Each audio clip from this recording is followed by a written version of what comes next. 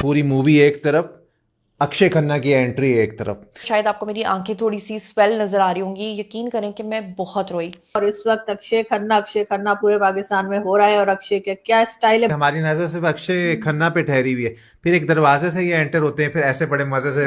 जो डांस करते हैं। लेकिन जब मैंने मूवी देखी, यार क्या बात है, बहुत जबरदस्त, बहुत आला। इसके अंदर एसएसपी जो असलम है, उनका किरदार अदा कर रहे हैं जनाब संजय दत्त। जहां जहां अक्षय खन्ना आया है, लोगों ने उसे बहुत पसंद किया है। पाकिस्तानी ढूंढ ढूंढ के इस फिल्म को देख रहे हैं, अपने इंडियन दोस्तों से मांग रहे हैं, और बार बार कहा जा रहा है कि जी ये फिल्म आप हमें भेज दीजिए, और कैसे देखा जाए और किस तरह से, कौन सी वेबसाइट है, ये सब चीजें जो है पाकिस्तान में चल रही हैं। पाकिस्तान की एक शादी में बॉलीवुड का धुरंधर जादू इस कदर छाया कि पूरा हॉल टाइटल ट्रैक पर झूम उठा। वायरल हो रहा है ये। तो अक्षय खन्ना नो डाउट बहुत हैंडसम लग रहे हैं, और जिस तरह से उनका एक स्वैग है, एक स्टाइल है, हर किसी में वो ग्रेस नहीं होती है, ऐसे जो वो आदाब भी कर रहे हैं, और एकदम से आते आते भंगड़ा स्टार्ट कर दिया। वो हमेशा किसी भी फिल्म की कहानी में आपने देखा होगा कि सामने जो विलन होता है,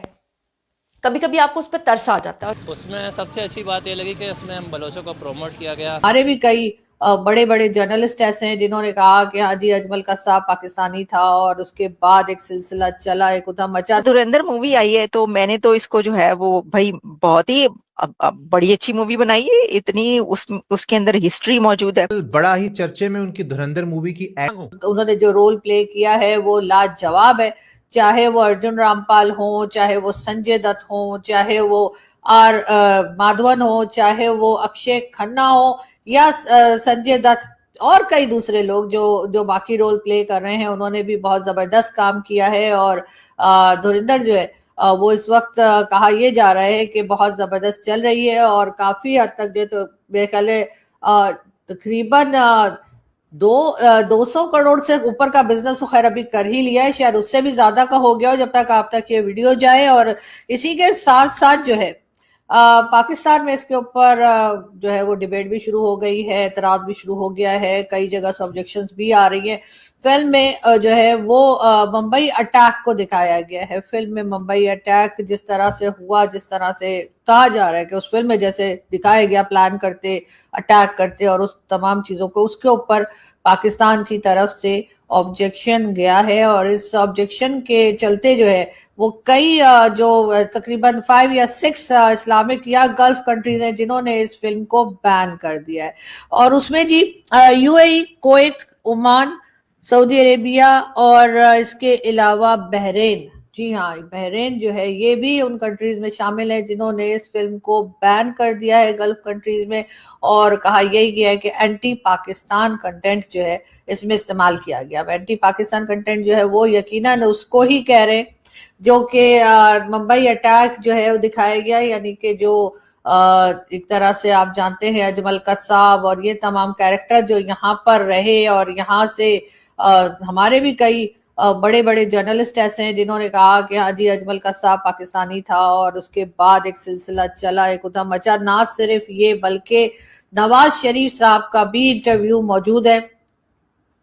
और इंटरनेट पे बड़ी आसानी से आपको मिल जाएगा, जिसपे वो ये कहते दिखाई दे रहे हैं कि बम्बई अटैक जो हुआ था उसमें जो लोग इन्वॉल्व थे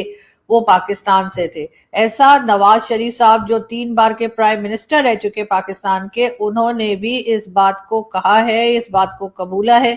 अब इसके चलते क्या कहा जा सकता है कि हम तो समझे आम से जर्नलिस्ट हैं या कह लीजिए कि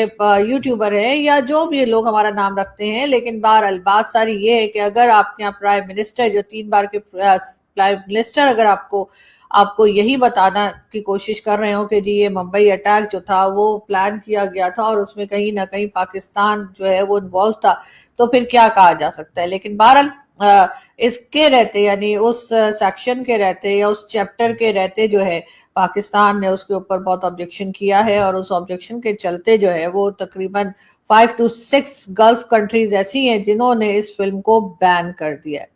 अब बहरहाल अगर हम उसको हटा दें, अगर उस के लीजिए मुंबई अटैक के सेक्शन को हटा के बात करें, तो बाकी फिल्म जो है वो यकीनन ऐसी है जो कि बहुत जबरदस्त तरीके से बनाई गई है, मास्टरपीस है, और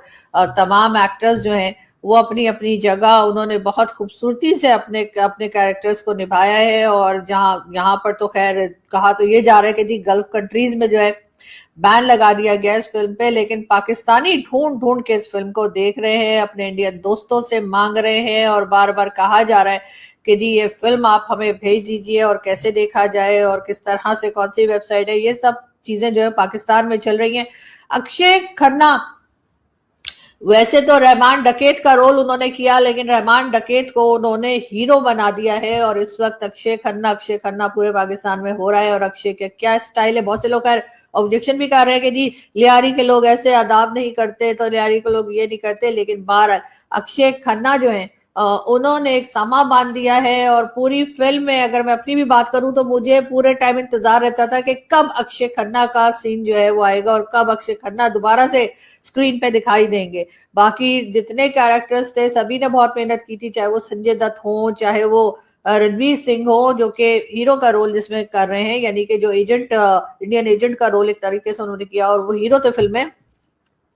उनको भी मेरा ख्याल है कि अक्षय खन्ना जो है उनसे भी आगे चले गए हैं और लोगों को जो है रणवीर सिंह के बजाय अक्षय खन्ना का इंतजार है। ये वैसे ही हुआ जैसे फिल्म डर में शाहरुख खान विलन थे और सनी देओल जो थे वो हीरो थे, लेकिन जब फिल्म रिलीज हुई तो हर कोई जो है वो बात शाहरुख खान की कर रहा था। और इसी तरीके से सब लोग बात जो है यहाँ पर भी अक्षय खन्ना की कर रहे हैं, चाहे फिल्म की बुराई की जाए, चाहे ये कहा जाए कि जी फिल्म में जो है पाकिस्तान को एक तरीके से कह लीजिए कि विलन दिखाया गया है। लेकिन अगर हम देखें तो इस वक्त अक्षय खन्ना की वजह से जो है वो पाकिस्तान में हर कोई इस फिल्म को देखने की कोशिश कर रहा है, हर कोई इस फिल्म को लेने की कोशिश कर रहा है, अपने इंडियन फ्रेंड से रिक्वेस्ट कर रहे हैं कि जी आप हमें भेज दीजिए। भेजे भी मेरे एक इंडियन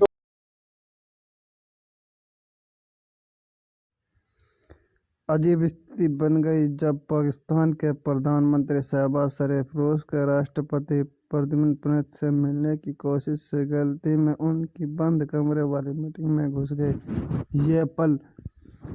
कैमरे में कैद हो गया और सोशल मीडिया पर इसका मजाक होने लगा है। तुर्कमेनिस्तान की स्थायी तटस्थता के 30 साल पूरे होने पर 12 दिसंबर को यह बड़ा अंतर्राष्ट्रीय फोरम आयोजित हुआ था। इसी कार्यक्रम के दौरान शहबाज शरीफ की पुतिन के साथ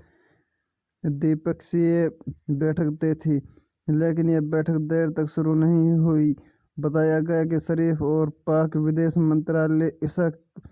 डार करीब 40 मिनट तक का एक अलग कमरे में इंतजार करते रहे थे। तुर्कमेनिस्तान की स्थायी तटस्थता से 30 साल पूरे होने पर 12 दिसंबर को यह बड़ा अंतर्राष्ट्रीय फोरम आयोजित हुआ था कि इस कार्यक्रम के दौरान शहबाज शरीफ की पुतिन के साथ द्विपक्षीय बैठक तय थी, लेकिन यह बैठक देर तक शुरू नहीं हुई। बताया गया कि शरीफ ने